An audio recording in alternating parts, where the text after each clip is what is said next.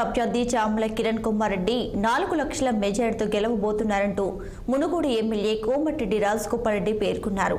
జిల్లాలోని పలు కార్యక్రమాల్లో పాల్గొన్న ఆయన చౌటుప్పల్ మున్సిపల్ కేంద్రంలో నిర్వహించిన ప్రీమియర్ లీగ్ క్రికెట్ విజేతలకు బహుమతులు అందజేశారు. బీజేపీ అభ్యర్థి కోమటిరెడ్డి బ్రదర్స్ పై నోరు పారేసుకుంటున్నారని, తమపై నోరు పారేసుకుంటే డిపాజిట్ కూడా రాదని రాజగోపాల్ రెడ్డి మండిపడ్డారు.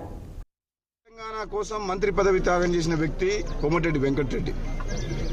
తెలంగాణ కోసం పార్లమెంట్లో పోరాటం చేసిన వ్యక్తిని నేను. ప్రభుత్వానికి వ్యతిరేకంగా ప్రతిపక్షం లేకుండా చేసిన కేసీఆర్కు వ్యతిరేకంగా నా పదవికి రాజీనామా చేసి ప్రభుత్వాన్ని మునుగోడు ప్రజల కాళ్ళ దగ్గర తీసుకొచ్చిన వ్యక్తిని నేను. మాలాంటి వ్యక్తుల గురించి నువ్వు చెడుగా మాట్లాడితే నీకు నష్టం తప్పితే మాకు నష్టం కాదు. మీరు అర్థం చేసుకొని, మీరు నోరు అదుపులో పెట్టుకొని, మీరు రాజ్యాంగబద్ధంగా ప్రజాస్వామ్యబద్ధంగా మీరు ప్రచారం చేసుకొని గెలవండి. కానీ మన ఒక వీడియో చూసినప్పుడు నాకు అనిపించింది ఈ మాట చెప్పాలని చెప్పి ఈ మీడియా ద్వారా బూరా నర్సయ్య గౌడ్ గారు చెప్తున్నా. మేము పేద ప్రజల పక్షాన పోరాటం చేస్తున్నాం.